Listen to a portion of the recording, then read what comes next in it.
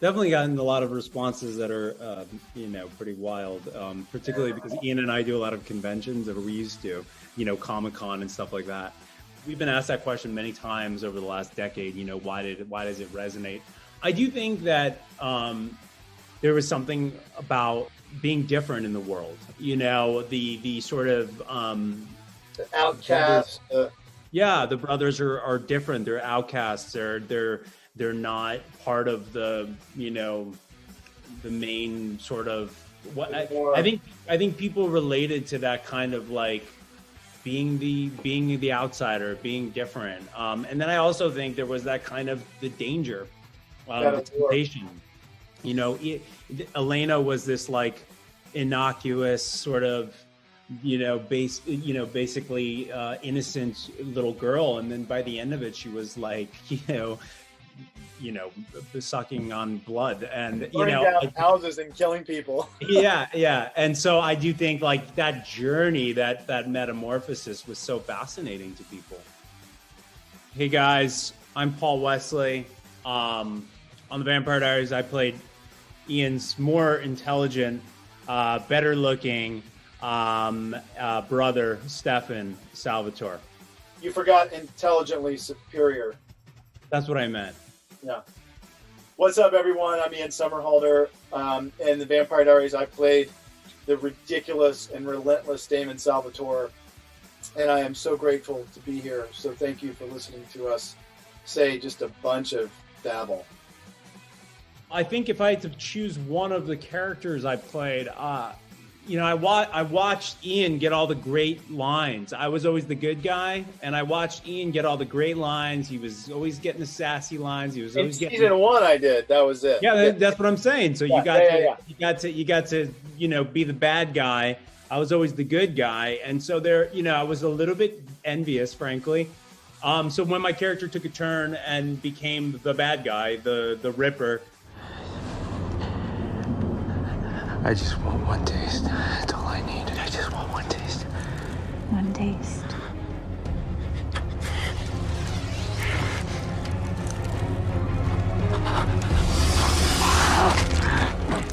That for me was, I was super excited to do something different and to sort of like, get a little messy and create some flaws in the kind of the archetype of that perfect character who was always doing the right thing. So that was probably the most fun for me. What was it like playing Damon Salvatore? This was the job of a lifetime. They don't come around ever, and so it was the greatest professional joy. I mean, in a life experience that is pretty much second to none. Damon really was one of the most fun people you could find on TV for season 1. And then he decided to grow a heart. Stefan has to come in, and there are other elements that have to come in and become bad. But Damon was always fiercely loyal to the people he loved. I had friends, I had a family, and that's it. You still do? No. But you do. I remember when that whole Rose thing came in, I remember talking to Paul about this. I was so pissed. I was like, he's supposed to cry, and he loves her, and he's like, suck it up, dude. Deal with it. You become the, sappy romantic. Yeah, I'll give you some lessons in sapping. And I'll give you some lessons in brooding and sap. Yeah. But, Peter Roth, a great mentor to us all, who ran Warner Brothers, the studio for many, many years, just said, listen, kiddo, this is an arc. This is about being a unique creature. And it's a marathon. It's not a sprint. Not a sprint. Can't be a one-trick pony. I think the relationship between the brothers was the most important one. And so for me, I think the thing that stands out immediately is the final scene. I mean, the final scene ended on the two brothers hugging. Damon. Hello, brother.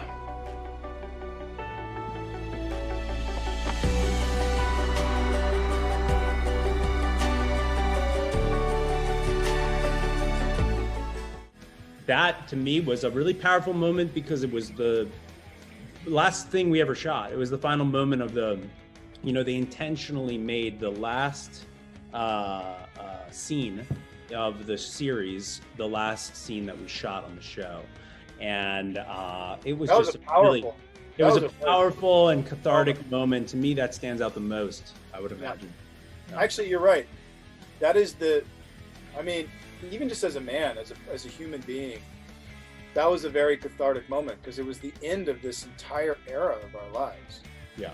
Every scene, every setup, every story, every page of that script culminated to this one moment that was going. And then they were like, cut, and then it was like, oh, that's it.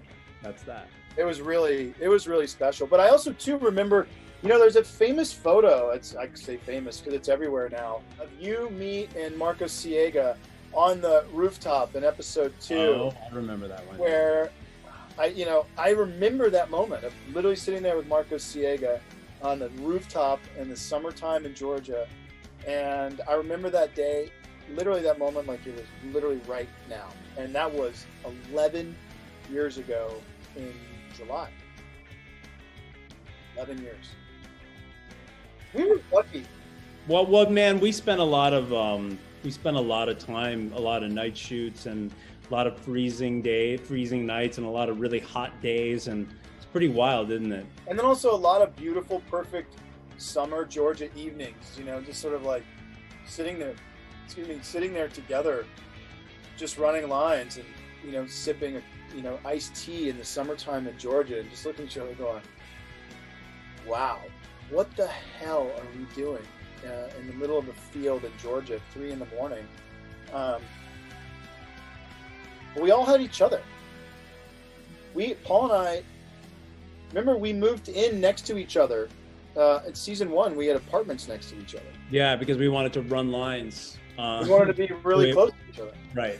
This was before Zoom and FaceTime and all that kind of crap. It was like we wanted to be in geographical proximity to one another. We're very committed to it. I'd never been into the South, frankly. Obviously I'd visited here and there, but I'm a Jersey guy.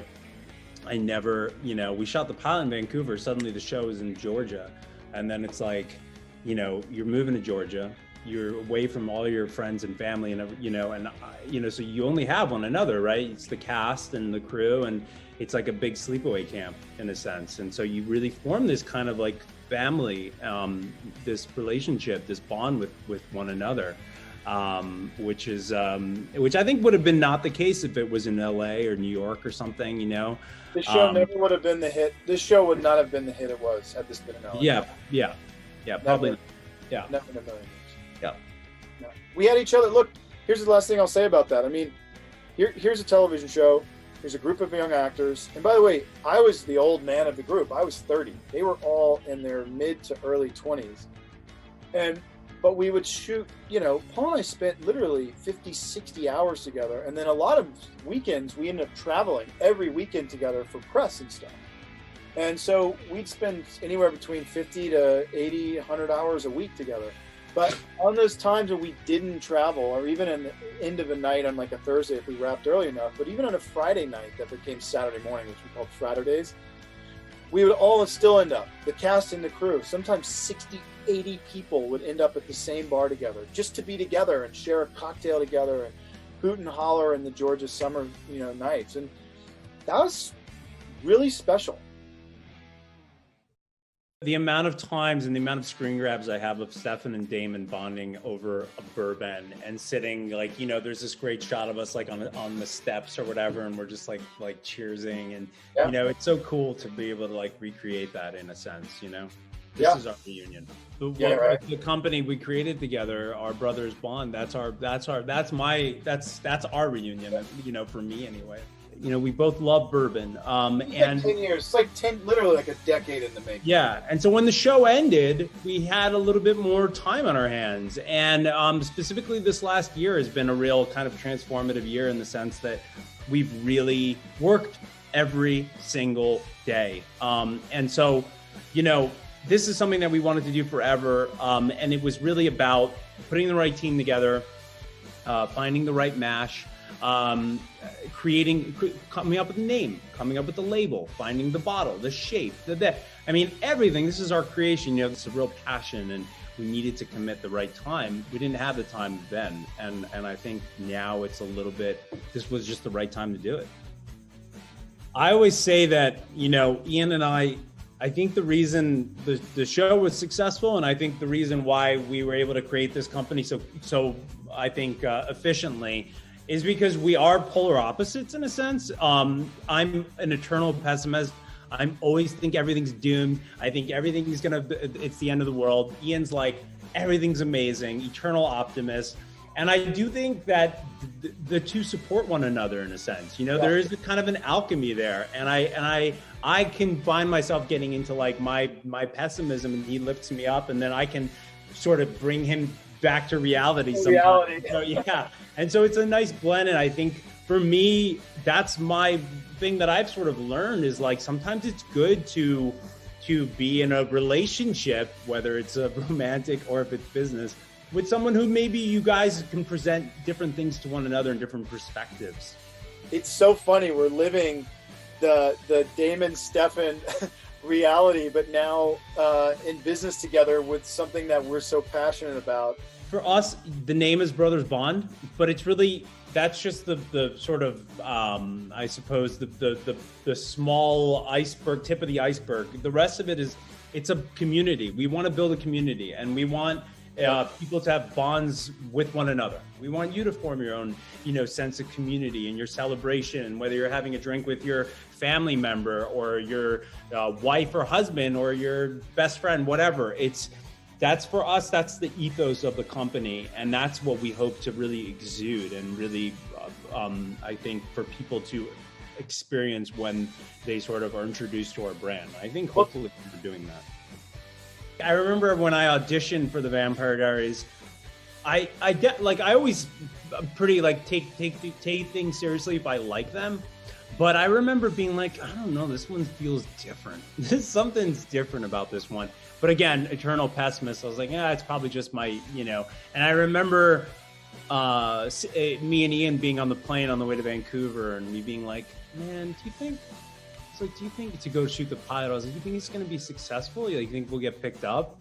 He was like, oh yes, oh yeah. And I remember being like, this guy's. I'm like, are you out of your mind, dude? Like, I was like, this guy's full of it. You know, this guy's full of it.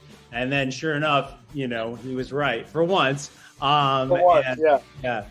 We hit it at the exact moment in time where Twilight had just struck big, and television was turning into its golden age. Remember, that was just the beginning of Hulu and Amazon and Netflix, and it had all just started. And also, too, what was happening? Social media. It was pretty wild. I mean, now I say this as a married guy with kids, a child. The response was unbelievable. I remember being in London before we'd even launched. I remember my dad was with us and your mom was with us. We were in that van. We were trying to leave the hotel, and there was like 1,000 people on either side of this little hotel where we used to stay all the time.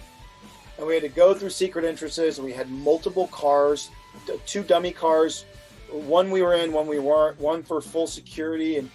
And the guy at the time, who was the head of Warner Brothers International, just said, the only time I've seen this like this was the launch of Beverly Hills 90210, believe it or not, which back then was huge. And we got out of the car and people were going insane. And I went, oh, what? I thought it was for someone else. I was like, is someone behind us? And we realized, okay, this is sticking. These are not Lost fans. These are Vampire fans who are here, and they want to say that they love us, and that's pretty amazing. And that's when Paul and I looked at each other and we went, whoa, dude. We say this in humility, by the way. No, literally in humility. In reflection. Yeah, no, in like a reflective, introspective way, which was the layering of the danger and the wisdom and the sexiness of vampires and the ostracized outsider, that allure all layered up into this perfect sort of cake that that the market really just wanted at the time.